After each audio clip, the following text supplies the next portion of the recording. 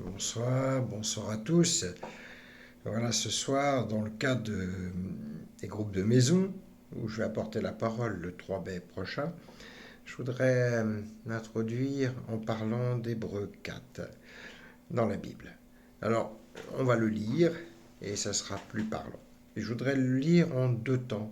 La première partie pour Hébreux 4 du verset 1 à 12 et un deuxième temps de 13 à 16. Alors, craignons donc, tandis que la promesse d'entrer dans son repos subsiste encore, qu'aucun de vous ne s'en trouve exclu. Car cette bonne nouvelle nous a été annoncée aussi bien qu'à eux, mais la parole qui leur fut annoncée ne leur servit de rien, parce qu'elle ne trouva pas la foi chez ceux qui l'entendaient. Pour nous qui avons cru, nous entrons dans le repos, selon qu'il est dit, je jurai dans ma colère, ils n'entreront pas dans mon repos. Il dit cela, quoique ses œuvres eussent été achevées depuis la création du monde, car il a parlé quelque part ainsi du septième jour, et Dieu se reposa de toutes ses œuvres. Le septième jour. Et encore, ils n'entreront pas dans mon repos.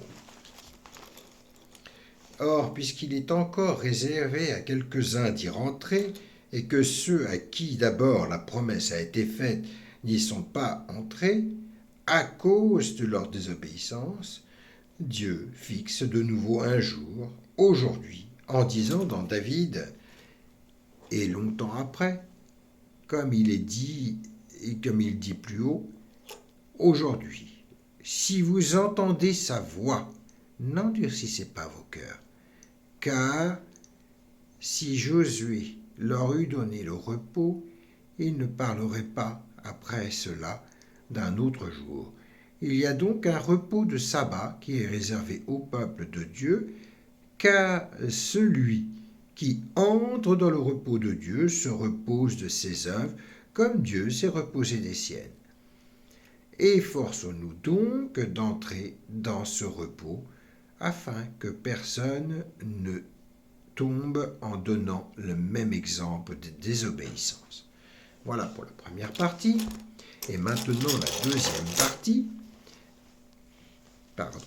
Car la parole de Dieu est vivante et efficace, plus tranchante qu'une épée quelconque à deux tranchants, pénétrante jusqu'à partager âme et esprit, jointure et moelle, elle juge les sentiments et les pensées du cœur. Nulle créature n'est cachée devant lui, mais tout est nu et découvert aux yeux de celui qui nous devons rendre compte.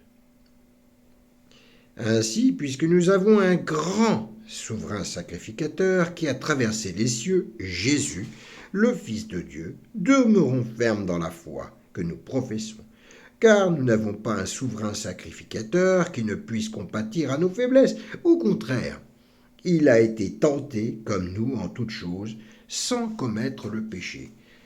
Approchons-nous donc avec assurance du trône de la grâce, afin d'obtenir miséricorde et de trouver grâce pour être secourus dans nos besoins. Voilà, alors, tout d'abord, nous voyons que le Seigneur veut nous faire rentrer dans son repos. Mais qu'est-ce que c'est que le repos de Dieu ? Je voudrais dire qu'il s'agit d'une promesse de Dieu, puisque la volonté du Seigneur est que nous soyons en paix et à nous décharger sur lui de nos difficultés, car lui-même combattra pour nous. Il travaille à notre place, tandis que nous sommes dans le calme et la force qu'Isaïe en 30-15 nous dit qu'il nous donne. Pour nous qui croyons et portons notre foi en Jésus et tournons le regard vers lui. Il nous fait entrer dans cette paix, cette joie, ce repos, mais aussi faut-il que celui qui reçoive cette promesse l'accueille avec foi. Toutefois, celle-ci est rappelée qu'elle est à recevoir, sauf à être dans la désobéissance et le péché. Cette promesse de repos nous est rappelée qu'elle prend soin de nous, qu'il est à côté de nous et en nous, se tenant à la porte de nos cœurs. Le Seigneur nous faisant entrer dans cette espérance, il ne s'agit pas seulement d'un repos que Dieu donne, mais un repos dont lui-même occupe la place. Il est dans ce repos. Il est le repos. La paix, la joie par le Saint-Esprit, tel nous est donné. Mais nous voyons quand Dieu vient dans un cœur qui se donne au Seigneur Jésus, il est encore parlé d'un repos de salut. Cette assurance de délivrance, de guérison spirituelle et encore de chaînes qui nous sont ôtées. Isaïe 63, verset 1, donc la deuxième partie, nous dit « C'est moi qui ai promis le salut, qui ai le pouvoir de délivrer. » Ou encore Isaïe en 63, 5, où Dieu s'identifie lui-même à celui qui délivre, à celui qu'il délivre. Il nous fait comprendre que recevant la délivrance, nous avons accueilli tout pleinement la vie. Jésus étant le chemin, la vérité et la vie. Le Seigneur nous parle aussi de ce repos de sabbat. Il n'y a pas seulement qu'un arrêt de travail, mais d'un repos qui fait suite à une œuvre. Cette œuvre n'étant ni à reprendre, ni à ajouter. Dieu nous rappelle aussi qu'il ne s'agit point, qu'il ne se fatigue point. Isaïe 40, versets 27 à 31, on va le lire. Isaïe 40. Alors, Isaïe 40, problème, je tourne les pages, j'y suis presque. Isaïe 40, allez, 27, je suis où 40, 27 à 31. Pourquoi dis-tu Jacob? Pourquoi dis-tu Israël? Ma destinée est cachée devant l'Éternel. Mon droit passe inaperçu devant mon Dieu. Ne le sais-tu pas? Ne l'as-tu pas appris? C'est le Dieu d'éternité, l'Éternel, qui a créé les extrémités de la terre. Il ne se fatigue point, il ne se lasse point. On ne peut sonder son intelligence. Il donne de la force à celui qui est fatigué et il augmente la vigueur de celui qui tombe en défaillance. Les adolescents se fatiguent et se lassent, et les jeunes hommes chancellent. Mais ceux qui se confient en l'Éternel renouvellent leur force. Ils prennent le vol comme les aigles, ils courent et ne se lassent point, et ils marchent et ne se fatiguent point. Il s'agit d'entrer dans la présence du Seigneur qui ne se fatigue jamais, mais au contraire renouvelle nos forces. Le manque de repos dans un travail, la pénibilité de celui-ci étant une conséquence du péché. Il y a aussi cette promesse de rentrer dans le repos de Dieu, de ce repos de sabbat qui sera l'achèvement de toutes choses, quand nous serons face à face avec notre Seigneur. Le Seigneur nous rappelant que les œuvres ont été faites dès le commencement du monde, que tout a été accompli, et de ce que le repos de Dieu est l'achèvement de sa réalisation. Or, dans le tout accompli en Jésus, à la croix, il y a aussi pour nous faire venir dans les promesses du Père, pour qui nous sommes ces rachetés par grâce. Dieu a fait ses promesses à ce peuple sorti d'Égypte. Et ce peuple qui à Canaan avait reçu les promesses de paix, ou d'entrer dans ce pays où coule le lait et le miel, ce peuple qui a combattu les géants, il s'agit de rentrer dans le repos et dans la paix, dans la vie paisible. Or, cette promesse échut à un peuple au cou raide qui s'est détourné maintes fois de Dieu, a perdu la foi, a été bien souvent en guerre, car désobéissant, ne se mettant pas sa foi en action. Or, cette promesse nous a été faite à nous comme renouvelée, à nous, ses enfants, ceux que le Père s'est créé, s'est donné, nous qui sommes venus à lui, par la réconciliation avec Dieu, Et cette adoption en Jésus-Christ, nous renouvelons cette alliance et ce repos. Hébreux 3, nous rappelant que sous la conduite de Moïse, et contre qui Dieu fut-il irrité pendant 40 ans, sinon contre ceux qui péchaient, et dont les cadavres tombèrent dans le désert. Et à qui jura-t-il qui n'entrerait pas dans son repos, sinon à ceux qui avaient désobéi. Aussi voyons-nous qu'ils ne purent y entrer à cause de leur incrédulité. Le Seigneur, maintenant, nous fait considérer un point essentiel. On va relire Hébreux 4.12.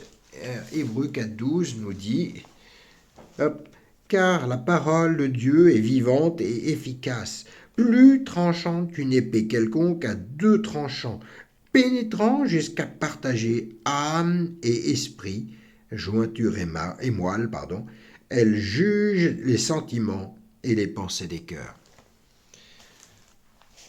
Sa parole est vivante et efficace, elle est esprit et vie, tel que Jean nous le dit en Jean 6, verset 63, on va le lire, même 62, et si vous voyez le Fils de l'homme monter où il était auparavant, c'est l'esprit qui vivifie, la chair ne sert de rien, les paroles que je vous ai dites sont esprit et vie.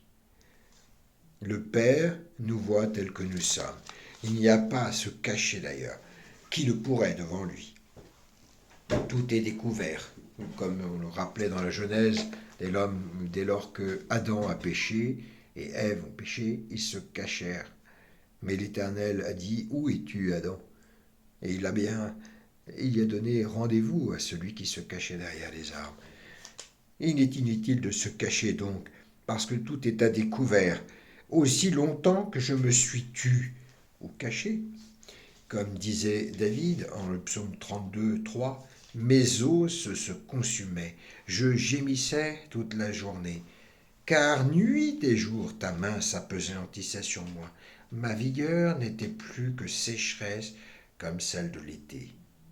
Or la bonne nouvelle qui nous est annoncée, et qui est à relire dans Hébreux 13 et suivant, nous avons un grand souverain sacrificateur.